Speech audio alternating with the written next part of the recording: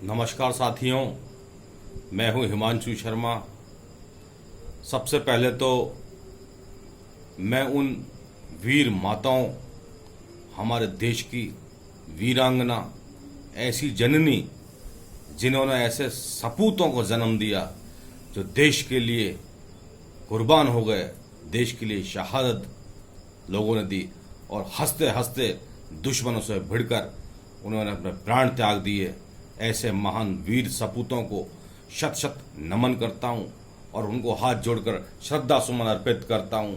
और इस अवसर पर मैं देश के प्रधानमंत्री से ये मांग करता हूं कि जिस तरीके से हमारे घर में घुस के चीनी सैनिकों ने ये कायराना हरकत की है, वक्त आ गया है कि आप भी इसका मुंह तोड़ जवाब दें।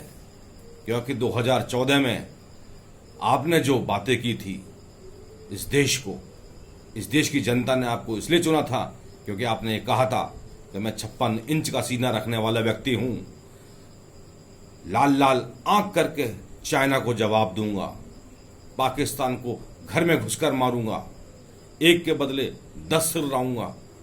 लेकिन आज परिस्थितियां बिल्कुल विपरीत हो रही हैं। देश का प्रत्येक नागरिक, देश का युवा, ऊर्जावान और हमारे वीर माता, सारी वीरांगनाएं, बहन बेटियां ये चाहती हैं कि जिस तरीके से हमारे सैनिकों के साथ कत्लेआम किया है, उसे पूरे देश में आक्रोश है। आपको भी इस समय दो दो हद करने का समय आ देना चाहिए। लेकिन आप जिस तरीके से बयानबाजी कर रहे हैं, आज राजनाथ सिंह जी ये कहते हैं कि हाँ, चीनी सैनिक घुस आए थे हमारी सीमाओं में, एक्चुअल कंट्रोल में चीनी सैनिक घुस गए थे। 5 तारीख को ये जानकारी आ चुकी थी, उसके बावजूद कोई भी कार्य नहीं की। प्रधानमंत्री जी कहते हैं कि हमारी पोस्ट पर कोई कब्जा नहीं हुआ, ना ही कोई सैनिक यहाँ आया है। आप क्यों गुमराह करना चाहते हैं? ये वक्त गुमराह करने का नहीं है।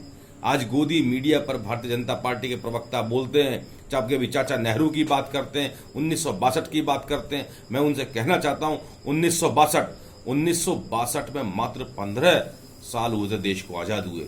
1967 में हमारे वीर सैनिकों ने उन्हें खदेड़ दिया था।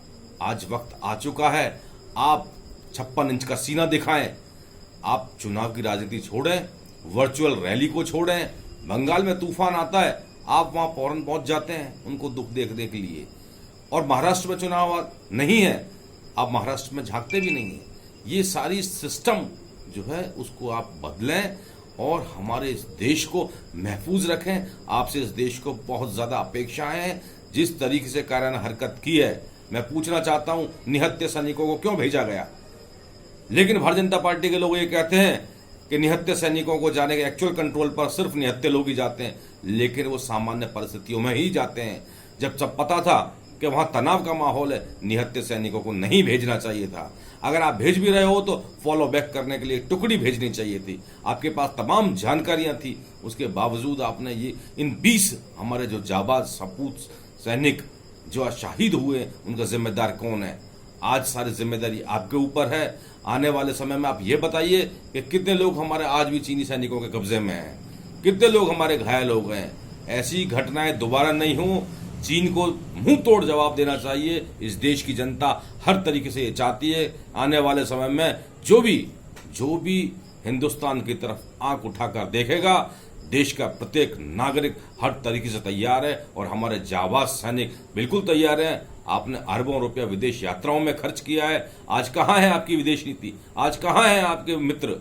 आज नेपाल जैसा एक छोटा सा देश हमें आंखें दिखा रहा है, पाकिस्तान आंखें दिखा रहा है, अमेरिका धमका रहा है, हमारी कोरोना वायरस में वैक्सीन ले जाता है। आज चाइना के हमारे घर में घुस के मार रहे हैं। आप आत्मनिर्भर बनने की बात करते हैं, आप आत्मसमर्पण कर रहे हैं। इसलिए अभी भी वक्त है कि देश में जितने भी दुश्मन घुस रहे हैं उन सबको नेस्तनाबूद करें। देश का प्रत्येक व्यक्ति आपके साथ है। जय हिंद, जय भारत।